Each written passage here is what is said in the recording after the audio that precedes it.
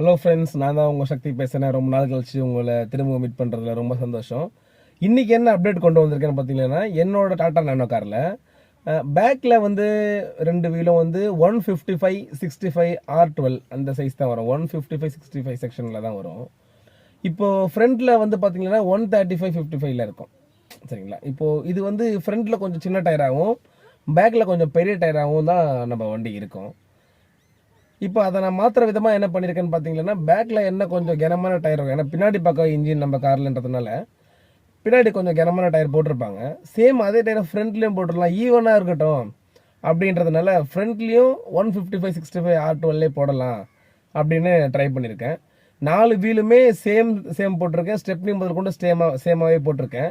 நான் இந்த வாட்டி இதை புது டயர் வாங்கலை. இப்போ நான் வண்டியில் பேக்கில் டிக்கியில் வச்சுருக்கேன். நான் பல டயரை மாற்றிருந்து வச்சுருக்கேன்.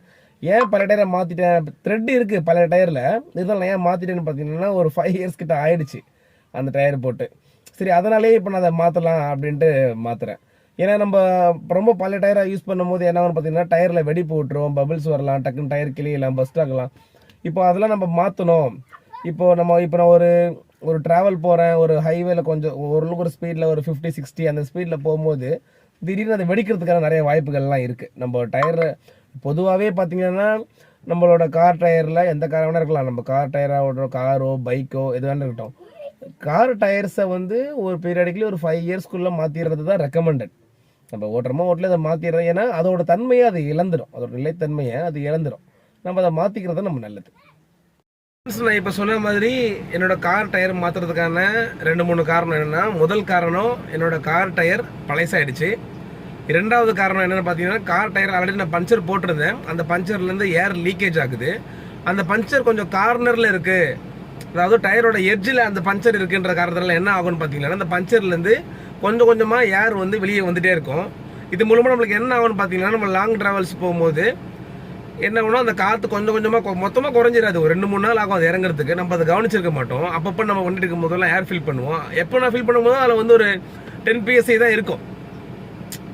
அதனால் என்ன ஆகும்னா, ரொம்ப லோ, அந்த ஒன் சைடு மட்டும் பேக்கில் ஒன் சைடு மட்டும் லோவாகவே இருக்கும். அப்படி இருக்கும் பட்சத்தில் என்ன பண்ண, அதெல்லாம் பேக்கில் தான் நம்மளுக்கு இன்ஜினும் இருக்குது. அப்போ பேக் சைடில் நம்மளுக்கு ஒன் சைடில் லோவாக இருக்கும். என்ன ஒன்றா, என்னோட வண்டியோட மைலேஜ் ரொம்ப அடிவாங்கும். எனக்கு வந்து ஒரு 15 14 அந்த மாதிரி தான் தரும். இப்போ நான் வீலை சேஞ்ச் பண்ணிட்டேன். சேஞ்ச் பண்ணதுக்கப்புறமா எனக்கு அழகாக ஒரு 90 to 20 வித் ஏசியில் கிடைக்குது. சிட்டி ரைடில் கொஞ்சம் ஹைவேலாம் போனால் ஒரு 21 அந்த மாதிரி கிடைக்கும். சரிங்களா? இந்த மாதிரி தான் என்னோட இப்போ நான் வீல் மாற்றினதுக்கப்புறம் ஃப்ரண்ட்லேயும் நான் அந்த 155 65 கொஞ்சம் கனமான செக்ஷன் உள்ள, கொஞ்சம் அகலமான செக்ஷன் உள்ள பின்னாடி உள்ள வீலையே ஃப்ரண்ட் வாங்கி போட்டிருக்கேன். நான் இது புது டயர் வாங்கி போடல ஃப்ரெண்ட்ஸ். நான் வந்து இங்கே சென்னை புதுப்பேட்டையில் தான் டயரை வாங்கி போட்டேன். புதுப்பேட்டையில் வந்து 2 டயர் வந்து எவ்வளோக்கு வாங்கினேன்னு பார்த்தீங்கன்னா, 1700க்கு 2 டயர் வாங்கினேன். இப்போ ரொம்ப பழைய டயர் நான் வாங்கல ஃப்ரெண்ட்ஸ், நல்லா தெரிஞ்சுக்கோங்க. நான் வாங்கினது 2024 மாடல். சரிங்களா? ஒரு 2 வருஷத்துக்கு முன்னாடி தயாரிக்கப்பட்ட டயர் தான் நான் வாங்கினேன். நல்ல பட்டன்ஸோடவே இருந்தது. நம்மளுக்கு இந்த மாதிரி டயர்ஸ்லாம் கொஞ்சம் மலிவான விலையில் கிடைக்கும். புது டயர் வந்து ஒரு 3000 ரூபாய் 3500 பக்கம் வரும்னு நினைக்கிறேன். சரியான விலை தெரியல, அந்த ரேஞ்சில் தான் இருக்கும். எனக்கு 2 டயருமே ஒரு 1800 அந்த விலையில் கிடச்சதுனால அது சந்தோஷமாக அமைஞ்சிருச்சு. நான் மாற்றிருக்கேன். அதோட வீடியோவை நான் உங்களுக்கு பின் பண்ணுறேன், பாருங்கள். அதுக்கப்புறம் பார்த்தீங்கன்னா, என்னோடய கார் டோரில் சைட் டோர் கோ டிரைவர் பக்கத்தில், அதாவது ஃப்ரண்ட் டிரைவர் சீட்டு பக்கத்து சீட்டில் அந்த டிரைவர் சீட்டு அந்த டோர் வந்து பார்த்தீங்கன்னா கொஞ்சம் ரஸ்டாக இருக்கும் கீழே. அது நிறைய ட்ராவல் மழை தண்ணி பண்ணி ரஸ்ட் ஆச்சு. கொஞ்சம் தின்னான டோர் தானே போட்டுறதுனால டோரும் கேட்க போயிருந்தேன். அதோட அப்டேட் நான் உங்களுக்கு நெக்ஸ்ட் வீடியோவில் போடுறேன். அடுத்தடுத்து நல்ல வீடியோ வர்றதுக்கு ட்ரை பண்ணுறேன். Thank you friends.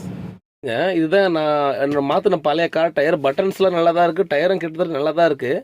எதனால் நான் மாற்றினேன்னா, இந்த கார்னரில் நான் ஆல்ரெடி ஒரு பஞ்சர் போட்டிருந்தேன்.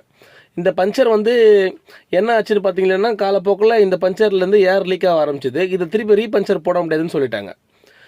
அப்படி ரீபஞ்சர் போடணுன்னா நம்ம உள்ளே வந்து சில இடத்துல வந்து என்ன பண்ணணும்னா, உள்ளே வந்து ஒரு மாதிரி ஒரு ரப்பர் கோட்டிங் போட்டு அதை நல்லா தேய்ச்சி அந்த இடத்த ரப்பிங் பண்ணி போடுவாங்க. அது மட்டும் இல்லாமல் இன்னொரு காரணமும் இருக்குது. நான் வந்து இந்த டயரை மாற்றுறதுக்கான காரணம் என்னன்னா, இதோட லைஃப் முடிஞ்சிருச்சு, அதனால் இதை நான் மாற்றுறேன்.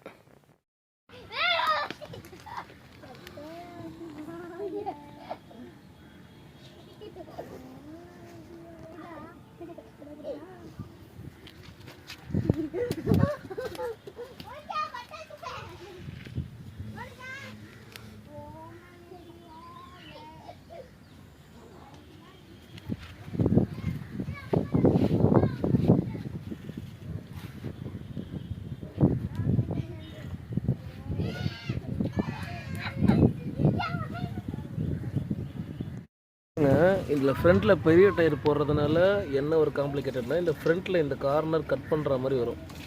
பார்த்துக்கோங்க. இப்போ நான் காட்டுறேன் பார்த்தீங்களா, இந்த இடத்துல அந்த ஒரு மட் ஃப்ளாப் மாதிரி இருக்கும். அதை மட்டும் கொஞ்சம் ஸ்லைட்டாக ஒரு 2 இன்ச் கட் பண்ணுற மாதிரி வரும். அதை கட் பண்ணிட்டோம்னா ஃப்ரண்ட்டில் பெரிய வீல் போட்டுடலாம்.